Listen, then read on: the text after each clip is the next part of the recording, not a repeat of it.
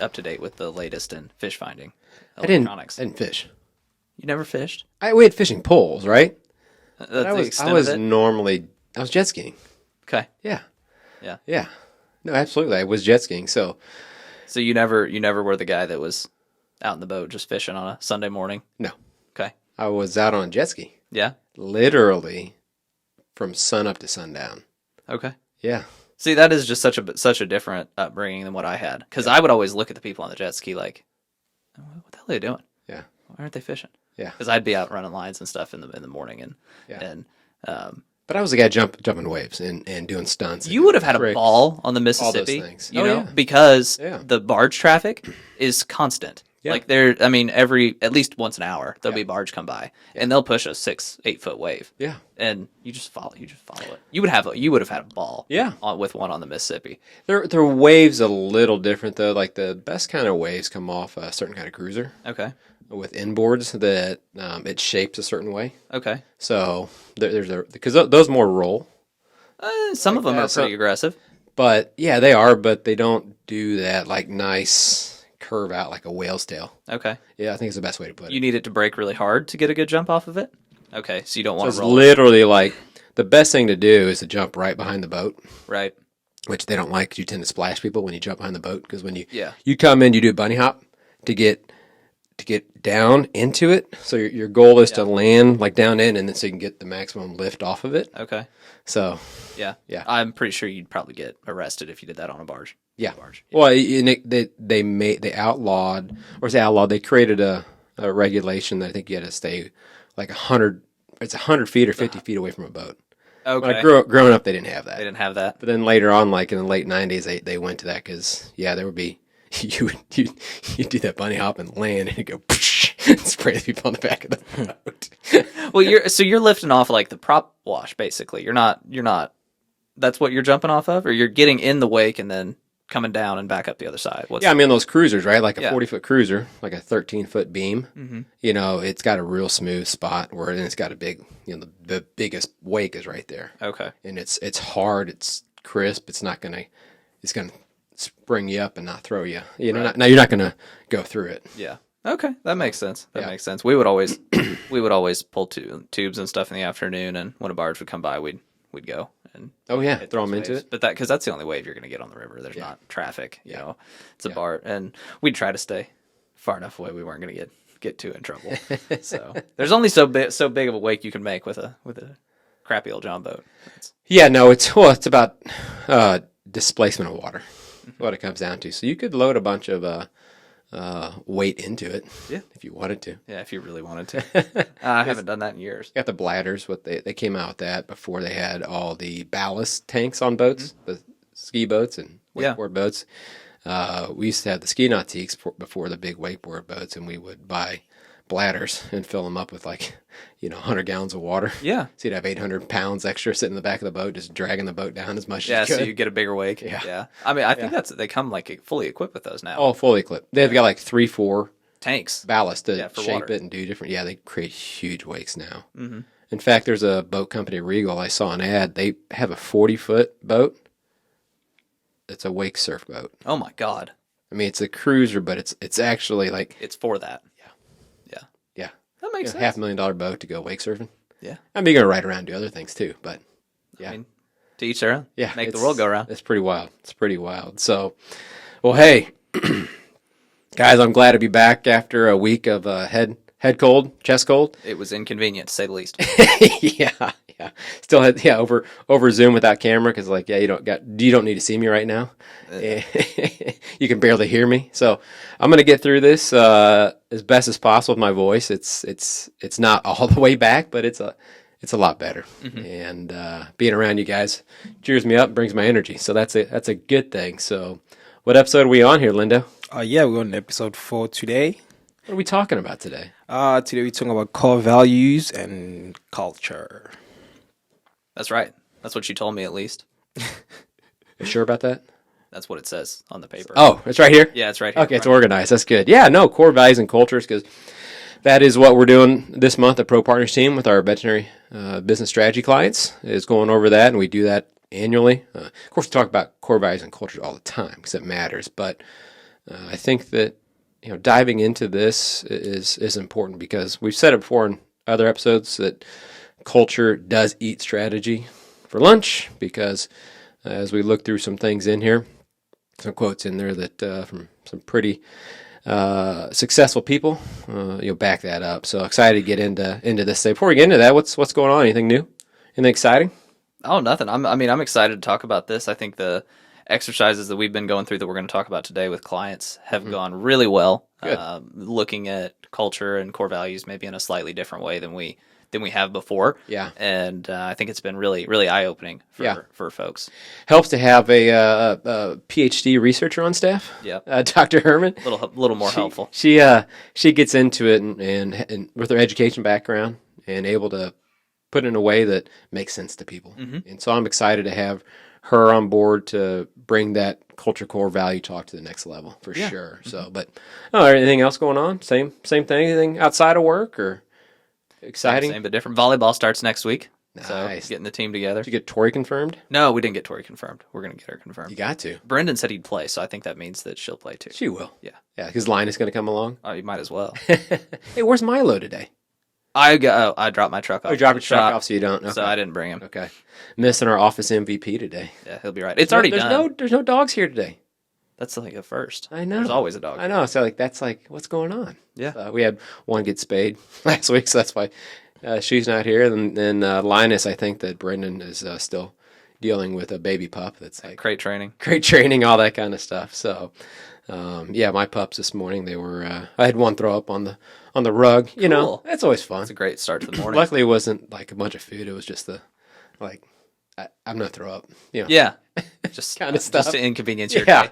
Yeah. So I don't know if it was Winnie or Rudy. I'm not sure which one, but it happens. It's fun to wake up, get them out of their doggy room and it's amazing how happy they always are to see you in the morning. So it's a good way to start the day. But, I think that it sounds like we're just working away at it. Nothing big, major going on outside or at work besides just hammering away at how we can continue to deliver value and do those things. We got AVMA, grad guarantee season going on right now. We got VM4 is going to graduate University of Missouri. We're going to be at University of Illinois next month coming up. So excited about that. And I think we're going to go up to Chicago to AVMA. You need to know this coming up in May. Talk to great. Sheila. So we'll go up and see them in May. So looking forward to getting back up there and seeing the AVMA. Yeah. So some good stuff coming up. Deviant Partners, right, next month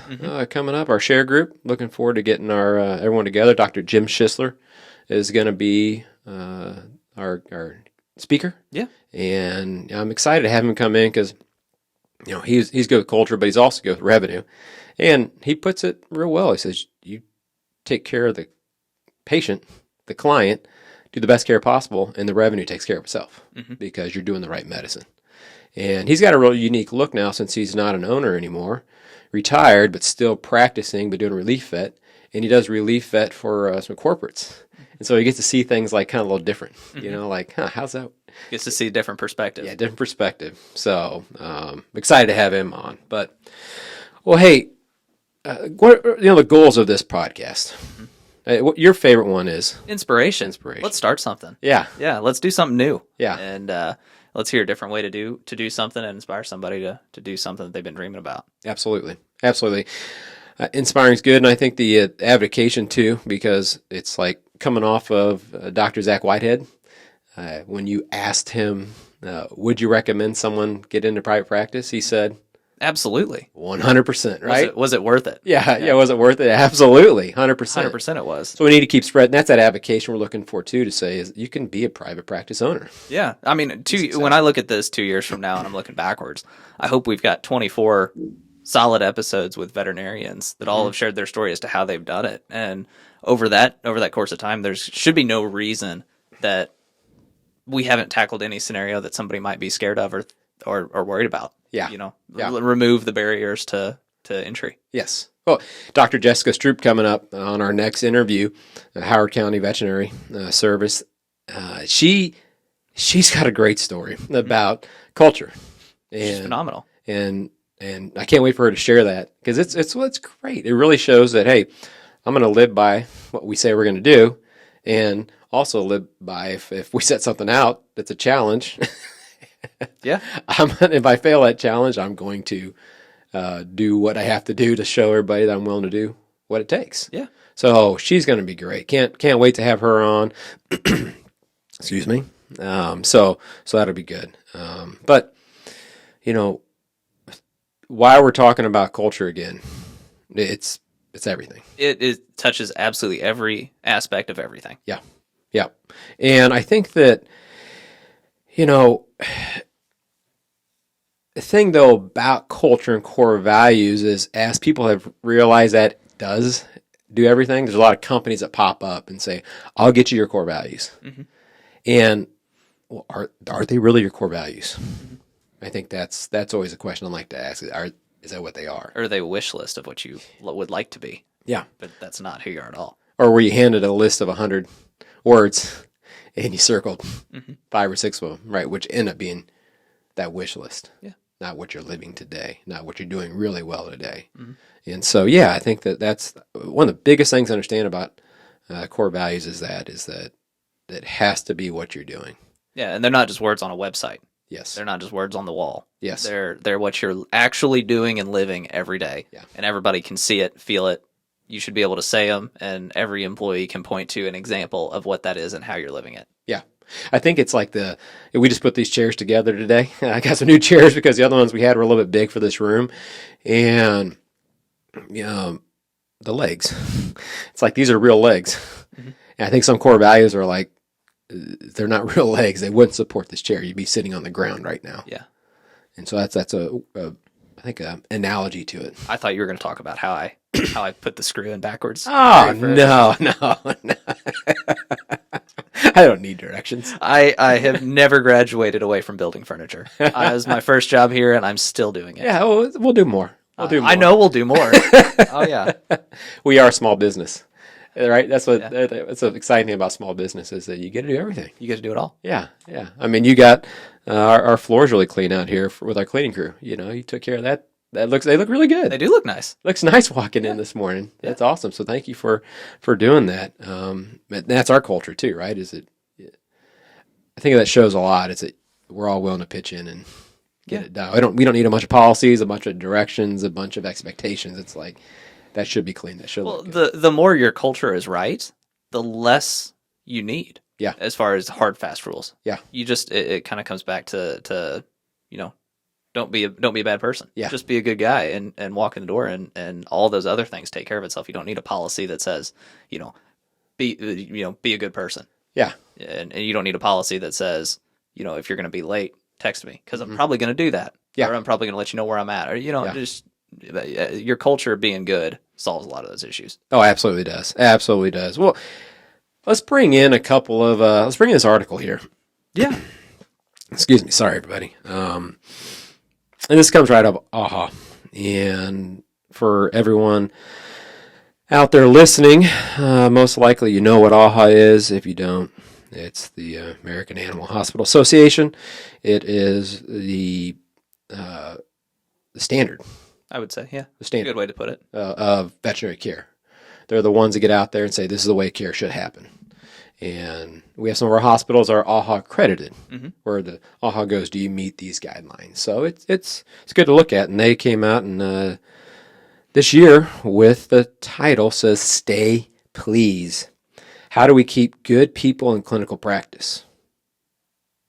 I think that's a loaded question. But I think the point of this article kind of talks about a few things as to why people are leaving. And a lot of these things could probably be solved with culture. And that's why we're bringing it up today.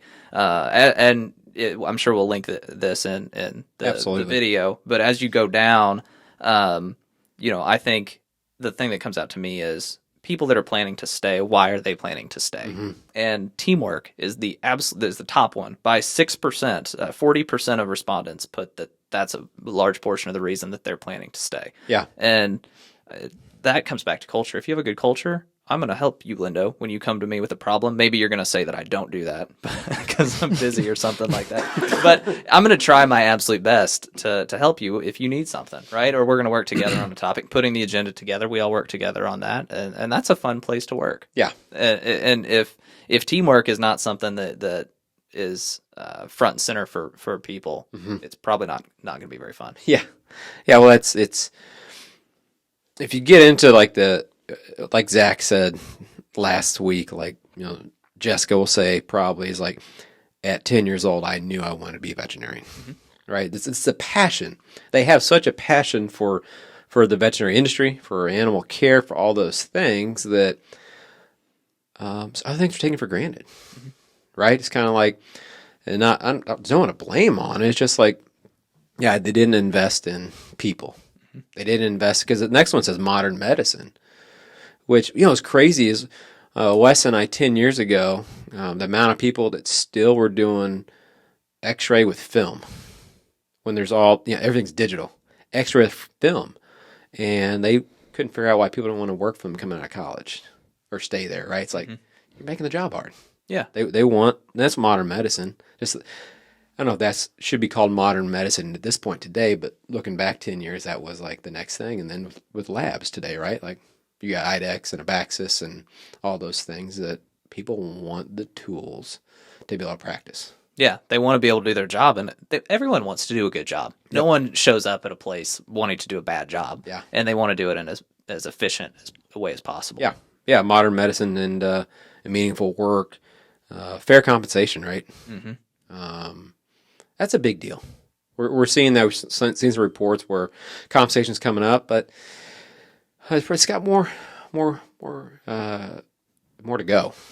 And I think that comes from pricing. Of course. Obviously, right? That's got to get caught up with that to get fair compensation at the end of the day. So, well, it's interesting bringing up fair compensation. This measured people planning to stay and also people planning to leave. And of the people that said they were planning to leave their current job, 52% of them said fair compensation was a reason they were thinking about leaving. And this isn't just measuring veterinarians; it's measuring all staff. Yeah. And so, I think that what that really shows is that there is a large disparity in what people feel they're worth and what they probably are worth, and what they're actually getting paid. Yeah. And this article even draws it out. If they wanted to make McDonald's wages, they would work at McDonald's. Yeah. Yeah. It's pretty self-explanatory. Yeah. But it comes back to culture will solve the fair compensation piece, like you were just talking about earlier. If you practice best medicine, if you do the best thing you can do for your client, you do the best things you can do for your staff. Yeah. Profit will take care of itself. Revenue will take care of itself, and then you can pay your people what they're worth. Interesting to bring up that was that McDonald's comment though was all it brought up some stuff online. I don't know if you saw that or not, but I was looking at people on social media were commenting on how do what are we comparing here? Right. And also it's like, are you slamming that person working McDonald's? Oh, fair. Right. You know what I'm saying? Yeah. So it's like, that's not the right benchmark, McDonald's. No, but it is the benchmark. The benchmark should be. That's what kind of these articles, right? They get its opinions and bias. Right. So I think I want to bring it out and say, what is a fair livable wage or appropriate wage for your education level in the service you're doing at the end of the day, and so to compare it to McDonald's, I mean, I know what they're saying, but it kind of that's a fair point. Yeah, we shouldn't be slamming anybody. No, we've got I mean, there's a lot of people that Anyway, I just thought I'd bring that. What's interesting on here is I was looking at location planning to leave is 6.6%. And my correlation on that was, it's not a big reason to leave, but I think what people might misread in that survey, it's a big reason why people don't actually even get into that practice. Because we see that from rural Missouri to the city, as with DVM Connect, as we help people hire, rural Iowa, rural Kentucky, rural, we're in the Midwest here, clients all over the Midwest, and in the rural areas, it can be a lot harder to get someone in there because of the location. Now, if that person wants to be at that location, you got a really good chance of keeping them. So that's what that shows. But I think that skews that fact about how important location is for attracting. Of course. And it's not only location, it's also the when they say modern medicine at the top, modern medicine isn't just your equipment. It's also the appeal of the practice, because we've got a lot of practices from the 70s and 80s that are transitioning to associates that are converted houses. Yeah. And we've had a client with one of those that built a new practice, and they could not get an associate in that. They built a new practice, a new location, and they have a new associate now and people wanting to work there. So as much as location is down here planning to leave, I think on the flip side, though, planning to get in Yep. to that place, the location matters. So, once you have them there, if you pay them well, obviously you're right. I mean, and fair compensation I think is interesting, because it's going to be like, in that practice too, are you paid fairly compared to the practice even, right? Is someone getting paid more than me, doing the same work? There's all those things that matter on that. So yeah, and a thing that we've seen recently with compensation is it was hard to hire, and so people were pushing wages up higher to try to get somebody, right. But then that wage was more than what the other people in that position that have been there longer, right? And that creates a big issue, yeah, because I'm not going to be happy if that's me. Of course, I'm not going to be happy, right? Yeah. So that's another fair compensation piece that I think is prevalent right now. Yeah, especially when it's on Indeed, right? Yeah, because your staff's going to go look on Indeed anyways. They might be looking, for a new job, and they might go on there and go, "What? I'm not getting paid that." Yeah. Yeah. Well, that's the argument for transparency in the workplace, and I think that, Lindo, we're going way over this segment. We might have cut some back, but our next door neighbor here, Pac Matthews, has Soul Seed. I carry a design. We've talked about him before. He just became B Corp certified, B Corp certification, and it's pretty cool. It's measuring a company's entire social and environmental impact. I mean, it's culture, right? And so it talks about transparency in here, and he did that for a reason, because he believes in that culture goes beyond just the practice; it's the community, too, right? It's just not stuck behind four walls. And so I look at what he did, going through that B Corp certification, getting that done, and the transparency to be like, here's what we're making, here's what we're doing. Why hide? Why hide your numbers? Be transparent. Here's how we're doing. And I think that helps people with confidence too in the practice. So I'm excited to see how we can learn from what he's done to apply to this culture. And that's just fresh. I mean, I went to lunch with him yesterday, so we just were talking about this yesterday. Real fresh, but some exciting things out there. Anything else on that article? So I as I was looking also the stat, it talks about leadership, and it says leadership is 14.1%. I think leadership also should be up there as well, when it comes down to culture, because as we're listening to Dr. Zach Whitehead last week or 2 weeks ago, he did mention that he allows his workers, or like his employees, to make mistakes.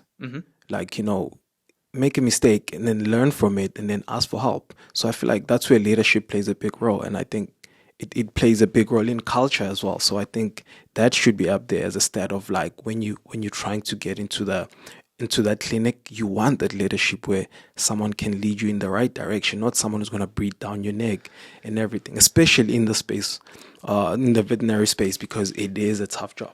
It takes a lot of effort and so mistakes happen. And I think that was just one of the things that I got from that.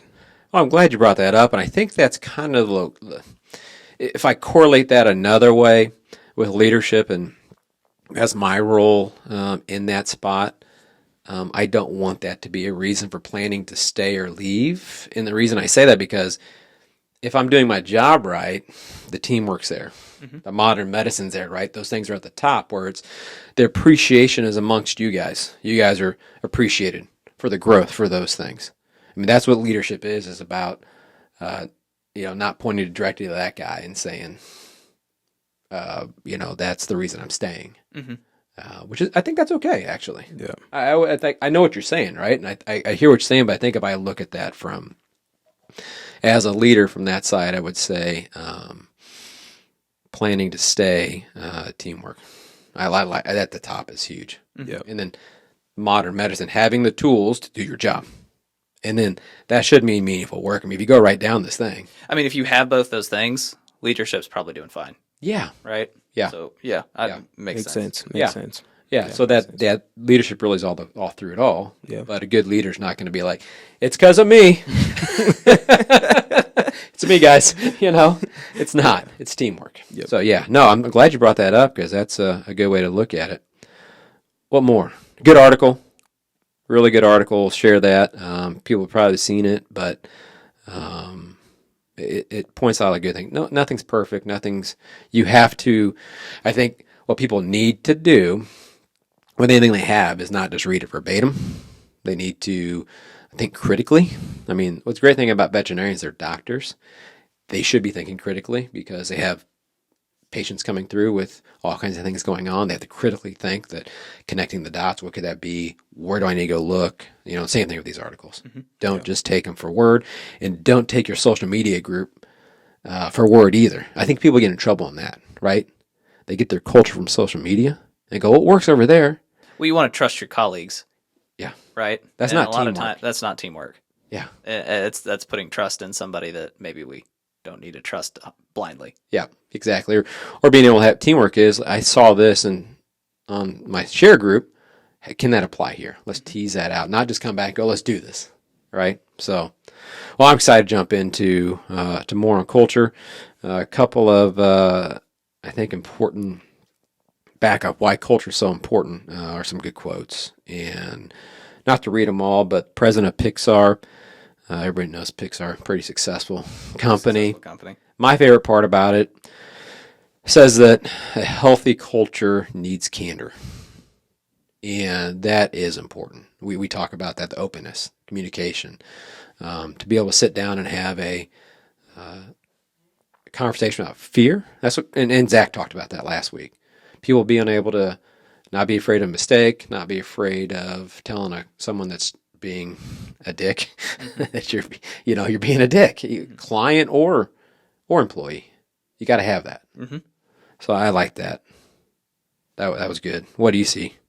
Well, I think I kind of already said it earlier, but the quote from Brian Chesky, the founder of Airbnb, mm-hmm. The less corporate process a company needs, the stronger the culture. Yeah. And so when the culture is strong, you can trust everyone to do the right thing. Yeah, absolutely. And then the last thing we'll touch on here, there's plenty of quotes out there, but this one, it was interesting. We were talking about this CEO, Starbucks, Howard Schultz, and kind of like, does this fit? And then as we read it, it was like, to the veterinary industry, right? And it really does, because it talks about Starbucks doesn't have a patent on technology. They don't have a patent on anything. They just do a really good job. People, I mean, coffee beans are everywhere. Yeah. Right? I mean, dime a dozen. Everywhere, right? So the thing they have is relationships. That's their unique values, is relationships. And they do have that. You go to Starbucks, they've done a good job with remembering people's names. Hey, how you doing today, Kale? What's going on? Building that relationship. Mm-hmm. That's what a veterinary practice has at the end of the day, because everybody comes out of school with the same set of tools. For the most part, you can buy all the same equipment. You can buy all the same products. The thing you can do different is relationships. And the core values, we're going to get into, core values tell you what relationships matter to you. Because not all relationships are going to fit. But your core values will sure tell you who you fit with. So that's good stuff there. Anything more on that, or are we ready to jump on to segment 2? Move on. Segment 2. We'll work on this stuff. I mean, that's a little cheesy. Let's go to segment 2. We talked about the why we're doing this, but let's get into the how and the what. At the end of the day, it's like, why we need core values, because it's part of the culture. It really defines what your culture is, because we've said it. You've got a culture. Is it defined? Mm-hmm. Right? Is your culture the bad stuff or the good stuff? And so getting into that, and I think the how, to me, is with your core values is, one, if you have them, like you said earlier, are they right? Is that what your good part today, or is it what you're striving to be? Mm-hmm. And 2 is, as core values in a small business really are built around the founders, the owners, initially, right? It's, are you doing that? And if you're not, but you can, it's taking accountability from the start. I have a client that we said we need to do a practice reset with. and have an umbrella of professionalism. Because the owner needs to come in and say, hey, we've been busy. We've been through COVID, been through all this stuff. We've had our core values, but we have fallen off of them. Mm-hmm. We still have them. We just aren't doing them. We can. And you take that accountability from the top down to say, it starts with me. Mm-hmm. It does start with me. And I need to be better about these core values. That's where core values fall apart. We've got fun as our, fun, innovation, authentic, purposeful, and stewardship. And so, we look at those, and I got to answer that to go, every once in a while you go, we're not having fun. What's going on, right? Or innovation. We're talking about this month with our companies. Like, how do we live that? How do we innovate? And innovate to us doesn't have to be a big change. It simply can be looking at schedule, looking at processes, and going, what's the one thing we can do that'll improve that, right? So when I think about the how of core values, if you have them, is that, but Kale, how do you get them? Yeah, that's you don't have them. Yeah, if you don't have them or you need to revisit them, how do you get them? It's a great question. And the first thing that I would suggest anybody do is ask the team, right? And see, there's a structure for it that's really good out there to ask your team, what are our core values? What are we doing really great today? Yeah. And have everybody, write those down, come together in some way. It doesn't have to all be the same way, but, just have everybody write them down, see what's the same. There's a lot of apps out there. You do word cloud, you can do a lot of things where people come up and do those, but don't have so many that you can't remember them, but have enough where you can specifically look at them, and every employee in that organization needs to be able to point at one and say, yeah, we're doing that, and that fits that core value. Yeah. Are you ready to elevate your practice but unsure where to begin? Look no further than DVM Office. As a veterinary exclusive firm specializing in the AHA chart of accounts, we provide tailored, actionable data for your practice. Whether it's tracking growth, industry comparisons, or decision impact, count on us for insights. Learn more at thedvmoffice.com. Yeah, everybody should be able to do it. Doesn't matter if they've been here 3 days or they've been here, 10 years. They should be able to look at those and say, yeah, that's what we do. Yeah. Having a guide helps with it. Someone that does know core values helps. So finding someone to help guide you along on that and taking the time to do it. What you're talking about, too, is like we ask our clients when we're going through that process is talk about your employees, right? Just list them out, what you're saying, and go, give me the really good thing, that thing that they do is awesome, right? Yep. It's like, what is that? What that does for you, too, is to really takes you back to reflect on and appreciate your people and each other, right? What you're doing. Focus on the strengths. It's a big part of it. Yeah, and two, the thing that I think some folks fail at, and ourselves included at times, is when you bring on somebody new, they may not have been a part of that conversation, right? And so we need to make sure that we've explained what our core values are to those people and explain how we live those and how we view those and revisit them. Because you don't want somebody to come on and 3 months down the road, they hear the core values for the first time. That doesn't, you should be living them, right?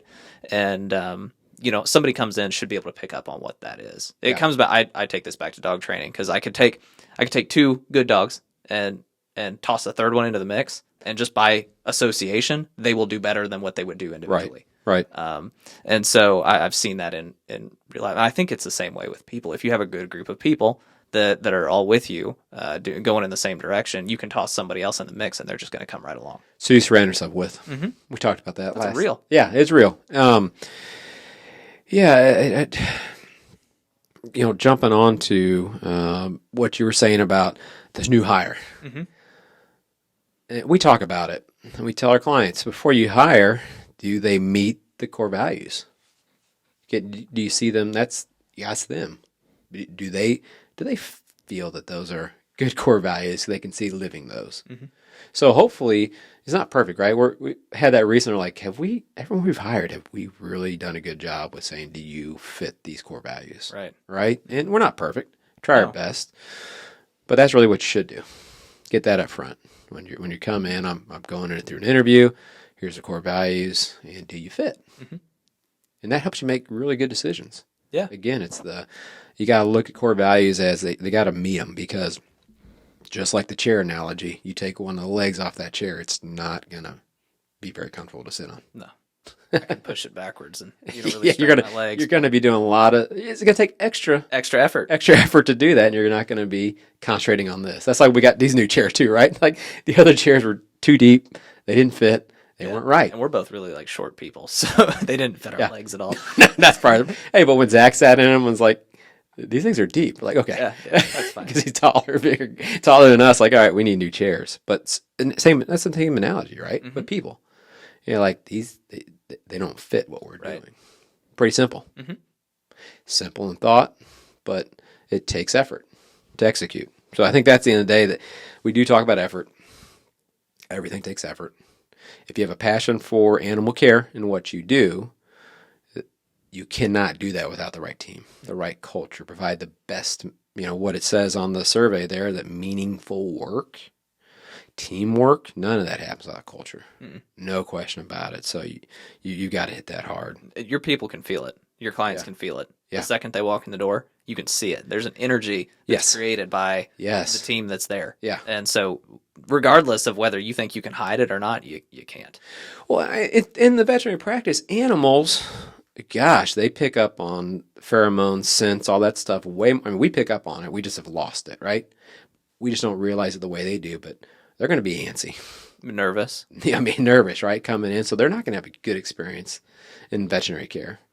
And so that's a big part of the animal having a great experience, which what you want that animal to be comfortable, be in there, not be tense, to get a good reading on what's going on. So, yeah, man, it's not just the people. No. It is the animals too. So I think that, talking about the how, it takes effort. But there's lots of guides out there to do it. I recommend getting into it, and really you'll know they're the right core values that you feel and be like, I can live with those. They excite me. They keep me going. They guide me. It's a big deal. Point in the right direction. So anything else to add on to? Yeah. So my question is also like, if people are not contributing to the culture, what is the way forward? Like, if they are not following the culture, what is next? I think we're going to get into that with the impact values matrix, aren't we? Yeah. So once you've got them, how do you value your team or make sure great question, and that's a great segue to go into the impact values matrix. So, Lindo, if I understand you, you're saying, all right, got my core values: fun, innovation, purposeful, stewardship, authentic. Right? I've got them. I believe in them. So, how do I measure? Use that as with the team, if they fit or not. And so our in-house researcher put together a really good impact values matrix. And what you can do is, as the manager, the owner, whoever's doing that HR stuff, you can put that person through that matrix. Put your core values down and be like, all right, is Kale fun? Yeah, he's fun. You're fun. I appreciate that. Are you authentic? I had no question about that. I trust you're real. Purposeful? Yep, you get the job done. Stewardship? Yep, you get that too because, what you do. And, what I got? Fun, inspirational. I'm having brain farts now. You're struggling there. My cold's kicking in now. I'm blaming it on that. No, yeah. But if I look at the core values, though, I'm gonna say, yeah, you meet those, right? You do. So that's great. But yeah, if you're like, hey, you're not fun. We'd like to have fun here. And I think that's one of the things we do when we interview, right, Lindo? Like, we like to have fun. We ask them probably questions that are not typical. I have asked some questions to interviewees before, and they were like, what? Yeah. I'm like, Yeah. So what that does for you then is when I have that meeting with whoever that is, there should be no surprise when I go, you're not fun, you're not purposeful, you're not authentic. I put you right through them and be like, it's not fitting, right? So that's a big part of that. Now what's interesting about this values matrix is that if we go through this and we start and I believe this is the bottom left quadrant. So that would be basically, if you look at, that's the worst quadrant, meaning not living our values and not producing results. So that's a person you're like, they should not be here. Yeah. Right? Unless there's a very specific reason that they're in that box and we feel there's a clear path to get them out of it. Yeah. Yeah, get them out of it. Yeah. Right? Yeah. I think you have to answer that. Can I get them out of it? Have I tried? Yeah. Have I tried? What put them in the box? Mm-hmm. And that's tough. That's tough because we see that with owners. Once they get their core values, they will be like, oh, wow. A lot of times what it is, too, is where an associate became an owner, say 5-6 years ago, and they've got this team from the previous owner, and they're trying to create this new culture. It's like, oh, man, that person's been here for 30 years.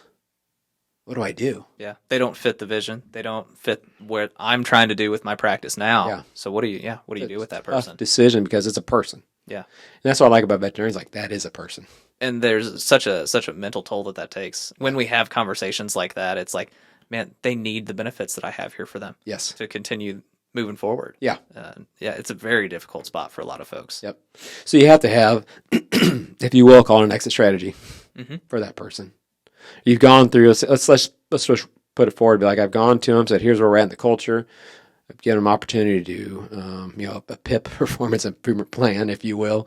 If you want to do that. Steven loves PIPs. I love PIPs if you have the things in place to do it properly. But the problem is that the PIPs can take a lot of work. It can get you lawsuits. Yeah. Because you don't follow them. Because you're being a veterinarian, right? So what you have to do is more of the open talk and say, here's where we're at. Here's where it gets in. If you don't, I know it's tough. But if you've got 15, 20, 30 on your staff, that one person can be affecting that whole staff. That one person, as we talk, can be affecting the clients coming through the door, can be affecting the animal care, can be affecting your mental ability as the leader of the company to have 100% attention on what matters. Because this could be taking 50% of your attention over here. Yeah, it's not fun. But you have to make hard decisions when you're an owner. Mm-hmm. And the only way you're going to be able to do that is to have these core values. I don't see it working anyway else with strategy meetings. I mean, have you seen where you've had somebody that doesn't have core values that you can have an easy conversation around moving someone on? No. Yeah. But also, so going back to the article, before we started the episode, me and Kale were talking about this. It's like how it takes time to find the right person after you let go of a person as well. It does. Yes. It takes a lot of money and everything. So how do you tackle that as well? Like, well, there's the quote says, hire slow, fire fast. And so as a small business owner, if you have the right culture, people will step up and fill that space while you are looking for that next person. And, how you tackle that is, not to give a promo, but you get someone like DVM Connect. And because we've got the ability to, because you have less help now, let's say, right? You need 20 people. I'm at 19 now, so I'm down 5% on help. I don't have the time now to look for that person, all those things. We need to outsource. Yeah. You need to outsource during that time. And when you do that, and we can help you with identifying the next person to see if they fit. And, hiring's tough. I mean, at the end of the day, you can go through all the process, right? And that person puts on a really good interview. You can call references. And the references go, oh, yeah, hire them. Well, they might tell you to hire them because they're on unemployment, and you hire them gets them off unemployment. I don't want to go there, but I just want you to think about it. It's tough, right? But if you have the right culture and the culture's known outside, when I say outside the four walls, and I saw that at Paul's supermarket. It takes time. But we have people asking us, they come to the counter and go, do you have jobs available? And we weren't advertising to hire. But people were asking, we have that here at Pro Partners. We do. We have people asking to work here. We're not hiring right now. And we're not. And we, some really good people. So we'll let you know if we open things up. But we're staffed.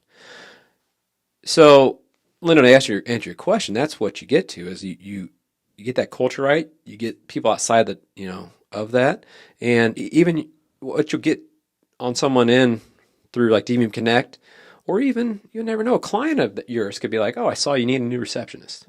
I got someone to be great for that. I think what I say is it's a short-term pain long-term gain. Yes. So Great you're gonna deal with some problems. There's gonna be some issues with that. You're gonna write that down. That's a eraser. I appreciate that. Thank you. But seriously, It's good. just don't hire somebody to fill a spot in the interim just because you feel, understaffed or you feel like, you need that. Wait for the right person because like you brought up, Lindo, the article states it can take 1.5 to 2 times that person's pay to get the new person hired. So it's expensive. So let's not create a continuing issue where we have to do this again in 3 months or 6 months. Yes. Wait, find the right person. Yes. And like you said, if the culture's right, the team's going to be totally fine stepping in to make sure that you don't bring in another person just like the one you just let go. Yes.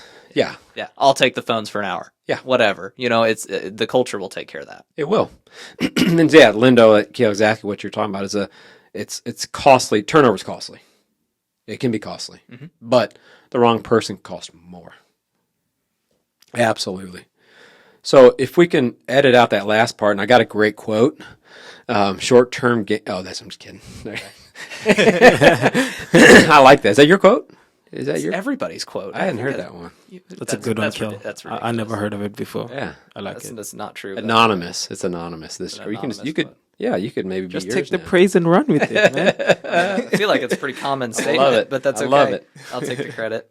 So let's talk about some other quadrants though. Yeah, there's 3 more to go through, and so what about someone that's living our values? They show up, they're a part of the team, they're a part of the culture, but they're just not producing the results that we need them to produce. Yeah, that's an interesting one. That's a isn't it? tough one, isn't it? Yeah, Because we like this person. yeah. I got if I look at it and I think that I almost see that quadrant as a fallacy though too, because if you really are living the values, you're getting stuff done.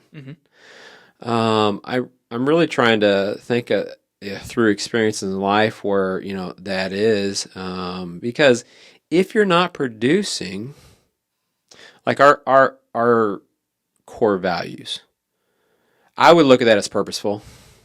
I would look at that as stewardship. If you're not producing, you aren't fitting that.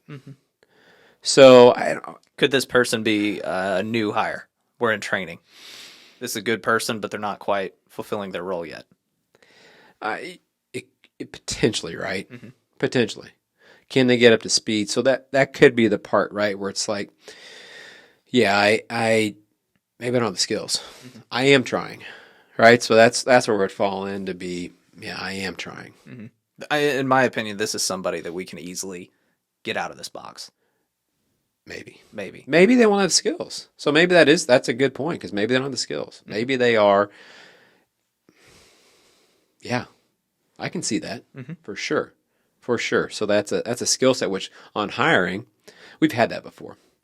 The person that lived the values, but they acted like they knew how to do Excel and all this kind of stuff and did some stuff like, okay, good, but they couldn't.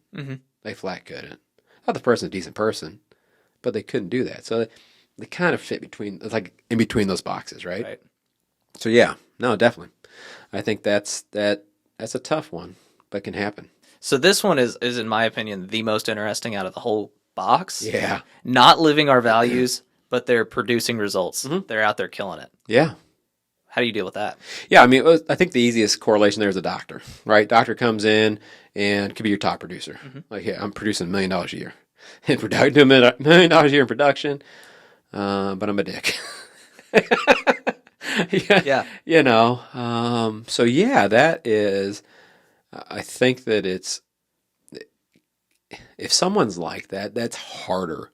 That's a harder person to move up into, the top right quadrant into producing and living our values. Is where we want people to be. Is your clinic facing a talent shortage? You're not alone. In today's competitive landscape, finding the right people can feel like searching for a needle in a haystack. Recruiting top-notch veterinary talent doesn't have to be difficult. DVM Connect is here to revolutionize your veterinary recruiting game. We're the secret weapon you never knew you needed. Our social media experts will partner with you to curate a personalized recruitment strategy that fills your clinic with passionate, qualified individuals. Say goodbye to wasted time and hello to a collaborative, stress-free journey towards building your dream team. For more information, visit us at propartnersteam.com. And when I'm having a conversation with somebody about a person that fits in this box, Yeah. the answer is not a lot of times just clean cut. You got to get rid of them, Right. because they might be an integral piece of the functioning of that practice and producing the revenue that we need to pay everybody else. Yeah. And so, in that case, there's a lot of times the answer could be actually some therapy resources, possibly, if that person's got a bad attitude, some things going on at home that I'd love to. I think the conversation could look like, I've seen this going on. Mm-hmm. I've seen you acting this way, and that doesn't really fit what we're trying to do. Yeah. But I would love to help you pay for some resources to maybe get you here if that's the problem. What can I do to help you more live these values? I absolutely no. That gets back to, in any of these boxes scenarios, is the critical thinking. What's going on in that person's life? What have I done as the leader, as a manager, whoever that is responsible for that person's role? Have I given them the teamwork, the tools to succeed? And so it could be a reflection on you. It easily could. As the owner, to go, man, maybe it is on me. Maybe I'm not living the core values. Maybe I'm letting them do that because I know that they're producing results for me. Yeah. So that I'm not living my core values if I'm doing that. Yeah. Right. So, no, to your point, it's, I think, what you have to do, because people don't. There's something going on in that person's life, right? I mean, there probably is that's going on, and how do we help them? Because obviously they're a hard worker. Yeah. So you would think would want to work hard on personal development. They just maybe have never had a good role model, and I think we see a lot nowadays. Is that is a thing out there, right? It's like, who's your role model? I think that's one thing that as we're out there today, is who's your role model? Yeah, but I also think it could also be like an addition of like into your core values, understanding someone else that you've never encountered before. Because as we spoke about yesterday, Kale, through the show, The Good Doctor. Yeah, I have this doctor who has autism, but he's the best out of all of them. He's the smartest of all of them. Yeah. But people don't understand him because he's straightforward and he's honest. So like people had to work around him because it's like, we can't lose this person. Yeah. He's one of the best. So that's what I'm saying. Like, it has to, sometimes it comes back to you guys, like, okay, this is something new, and now we know. So the next person who can be like that, okay, we have that in mind, like, okay, we can accept that. Yeah. So it's a teachable lesson for even the leadership and stuff. Yeah. So that's communication with staff. That's communication with clients. If that's because that can be the case, right? That can be the case. With all these boxes, the second and third may be harder, but the first conversation can be pretty easy. Yeah. It's just sitting down and saying, hey, have I given you the resources to be successful? Have I done what I can do to integrate you here in the best way possible? Absolutely. And that way it's not on them. It's on you, the practice owner. It's on you, the manager. What did I not do correctly? And that way they might be honest. You might get a good answer. And be like, I did screw that up. Yeah. And so the first conversation's easy. Now, if you have to have the second conversation, that one gets a little bit more awkward and a little less fun. Yeah. But I think that's where they all start, is looking internally. Oh, no question about it. You have to, and from Paul Supermarket to Pro Partners, I've had to let people go both places. And last summer I had to let go of some interns, and it was a combination of me and them. I was like, and at the end of the day, though, I did go and said, all right, I'm going to give you the opportunity. I wasn't hopeful. Yeah. But I still gave the opportunity to say, here's what I need done. And it didn't happen. They weren't living our core values. They were in the bottom left quadrant, the worst quadrant. We're living our core values, and we're not producing. And so at the end of the day, though, I gave them an opportunity, because I can look back and go, I did my job. Letting people go is not fun, because they're people. You care about people. We want impact on people. So it's never easy. It's kind of like a bad review. We got a lot of good reviews, but we got one bad review. It does bother you. But if you're able to go, I did my job right, I did it by the core values we have, then that was justified. And at the end of the day, then go, hopefully you can help that person find the place they fit, because maybe they didn't understand the core values from the beginning. Maybe they, said they did, but they really didn't. And so that's part about hiring. Lindo, you asked that earlier. Is that, we hired a couple people that thought, yeah, they seemed like good fits. Spoke well, young, energetic, but just didn't fit. It happens. So that's one thing as a person in charge of a person's employment. Never easy. And I've always told myself, if there's ever a day where I'm okay with firing somebody, okay, there's not an emotion to it, right? Where it's just okay, see you later, dude. I need to quit. Yeah. Because I'm definitely not living my core values and I've got something wrong. Yeah. I have a story. We had a surgeon that had done a procedure on my uncle, and we took him duck hunting with us one day, and I asked him, because he's the guy that does serious surgeries. Okay. These are life and death level. Okay. If I screw this up, this person's not making it kind of surgeries. And I said, do you get nervous before you do that? How do you walk in the door that day and know that that's going to happen? And he said, well, when I was in medical school, one of my teachers said, I walked in the door and I was wringing my hands like this. He said, I was sitting here, I was sweating, I was wringing my hands. And he said, if you ever stop doing that, quit. Yeah. He said, if you ever walk in the door and you're not nervous about this, you need to quit your job. Absolutely. And so it kind of correlates a little bit. It does, because you care. It was interesting. There's a TED Talk I want to share with the team about stress. They did a study on stress, which is some people correlate stress to early death, but they've correlated stress to longer life. Because people that assume that stress is for their benefit is good. People assume they're going to die because of stress, die because of stress. And so it's being able to walk in the room, because I think what you're saying is people go, I should be confident. I should walk in there. I should be, right? No, it's natural. Yeah. You hear some of the best actors, right, go on stage. Every time they go on stage, they are nervous going on stage. They're the best at it. They care. Cillian Murphy, who just won the best actor, he's like a guy that doesn't think he's a good actor. I got to get better. Yeah. Right? Yeah, And absolutely. Those are the best kind. They go, motion matters. That's your passion. You're going to care. That's sign of caring. Same thing. Great example. Upper quadrant. Yeah, what about the upper quadrant, Stephen? We love that. It's got a green check mark on it. Yeah, living our values, producing results. And definitely as we've been going through that, we're hearing from a lot of our clients we've been working on core values with them for a while. They got a lot of people in there. And there's no surprises because it's in the process, it's working. But then you've got people that are getting started with it and have been hesitant to do it, right? I don't have time to put this in place. I don't have that. But, this is where you want it, because that check mark, everybody needs to get to that box. And I think if you're at a spot where maybe you've just taken over, or maybe you're building a new clinic, you're going to inherit a staff like we talked about earlier. Yeah. Identify the people that are in that company already that can go with you, and you need to get those people in a room and say, hey, these are the values that I'm trying to build. This is the company that I envision. Yeah. And does this align with what you guys want to do? And if so, let's make this happen. And then get your team and build out from there. Yeah. I think is kind of what my advice generally is. Because you can't do it alone. Right. And it's not like we're just going to automatically get rid of everybody that doesn't fit that. Yeah. But you're going to have a team, because you can't see everything. You're not in every appointment. You're not on every phone call. Right. So you got to have a team to help you implement that and build what that vision looks like. Yeah. You've got teamwork. That's what one of the things on that AHA, teamwork, right up there at the top.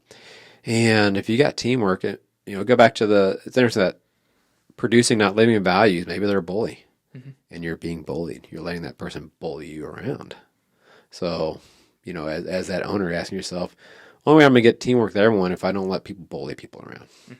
And so, get them up there, living our values, producing results. That's what you have to do if you own a business. Otherwise, I don't know. That's not a place you want to get up in the morning and go to, right? No, absolutely not. And when you have you're going to have tough times, right? You're going to have tough times. Go through COVID or something hopefully not something like that again. But if you got a good culture, you can get through that when those things happen. Something unforeseen is going to happen.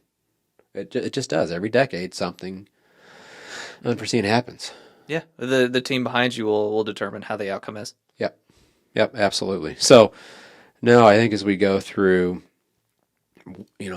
why core values matter, this is a big part of why, because it'll help you make decisions. And this can go beyond employees. It can go into looking at who your suppliers are, who your equipment people are, who your technology for your practice management system is, who's cleaning your place. Do they match? Do they fit? Who are the clients? Who are the clients? Yeah. Do they fit? You have clients that you just don't need to work with because they're dragging you down. They take more energy than what it's worth. As that Travis Kelsey article talked about, I probably think it says before, but are you a fountain or are you a drain? And he had a coach tell him that in college, said, you're being a drain. And that moment forward, he wanted to be a fountain. Mm-hmm. And I think that's what you got to say. Or is that client being a fountain or a drain? Mm-hmm. Is that staff being a fountain or a drain? There's a good book out there, and of course, there's all these books are a dime a dozen. But the one that I liked was called Multipliers. Uh-huh. I don't know if you've heard of it. Oh yeah. But the premise of the book is that 2 times 2 is 4. Yeah. So I mean, pretty much. Is that what it is? I mean, yeah, it's math. Yeah.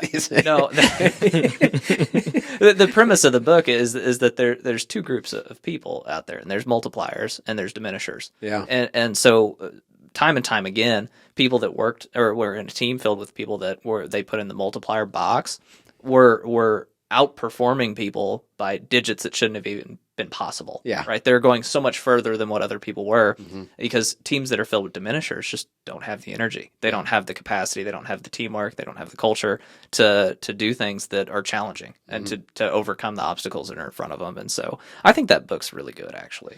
Yeah, no, it is a good book. And like I say, a lot of books out there. There's a lot of those books. You got to find one that resonates with you. Yeah, you do. And it's good. Yeah, Lindo, did you? I didn't. I thought I might have cut you off. So It's okay. I know you like looking at me, but not in a good way. No, I'm kidding, man. I like to look at you, make sure you're doing your job and you're fitting the core values. Are we recording? You'll never catch me slacking, man. You got your chair. Didn't say a word, did he? He didn't say thank you or anything. It's going back into your office after this. That's not my chair. I'm kidding. Appreciate it. Well, coming off of this, your core values are. We said you got to live them. Mm-hmm. It's a living thing, and it's a changing thing. Our core values changed 2 summers ago. Mm-hmm. We went through them again and said, all right, what we had is not who we are today. And that's fine. But you need to change those. And don't be afraid to change your core values because it needs to be what you're living, what you're breathing. And as you grow, it should change. Mm-hmm. It definitely should change with your team around you. And I think that was an important part is as we went – original core values are from a group of about 5 people. As it went from 5 to 20. Yeah. And so some of the words in there were meant more to me than it did this team as a whole. So that's as you grow, that team buy-in is a big thing. And we worked around it to finesse some things that there's still some, foundational of the original core values in those, but the words better emulate what that is. So, you don't have to put them on the wall. If you want to put them on the wall, put them on the wall, right? But don't put them on the wall just to put them on the wall. Don't put them on the back of a card to put them, don't make people memorize them. Live them. And if you live them, you should be able to remember them. Mm-hmm. And institute them in smart ways, I think, like we do monthly innovation. We're doing fun was last month. And we finished fun with some bowling, So but you have to live them. Got to be intentional.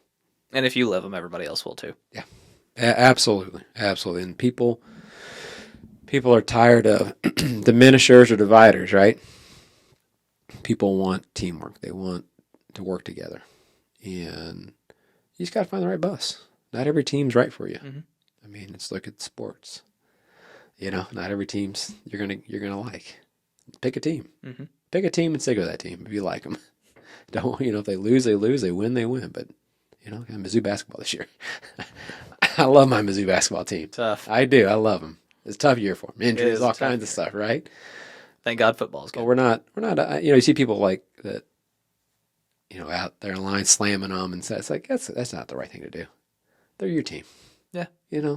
have some empathy, get behind what's going on, and do that. So I think that's a part of what we all have to look at is, you said it, Kale, look inside. Look inside. That's where culture starts, is inside. So great topic today. Excited to see how their clients the rest of the month go with the topic and institute that practice, growing what they have, becoming better what they have, because you got to do that. So anything else today, guys, that think about as we wrap up another episode of the Vetted Podcast? As I maybe lose my voice. Yeah, once you get over that, it'll be much better. It will be a lot better. I'm just excited to get Dr. Stroop in here and Yes. See what she has to offer. 'Cause I Yes. think it's going to be really exciting. It's going to be really exciting. She is a forward thinker, a caring person, and she's mixed animal too, which is exciting. Yeah, she's got really cool facilities and a lot of things to talk about. Yeah, so she's Very a hoot. intentionally designed facilities too. Yeah, absolutely. So, hey, we've got social media up and running. We've got the Vetted Podcast on Instagram, Vetted Podcast on Facebook. Of course, subscribe and like us on YouTube. If you're listening to us on Spotify, Apple, Amazon, a bunch of them out there. Go to thevettedpodcast.com. Still a website work in progress that I've put together. There's some jokes out there, but hey, there's some links on there. The whole point, I think you gotta have a website. It doesn't have to be perfect, but it's better to have something than nothing. Yeah, that's true. It's got a couple links on it, so you can check that out. We can put our episodes up there as they come out, and reels, all those things. Like us. Hey, if you got questions too, the social media is good for it. Shoot us a question. We'd be happy to answer questions, thoughts, feedback. We can incorporate that into what we do. So, because that's part of educating, that's part of advocating, and that's part of your favorite part. Inspiring. Thanks, everybody.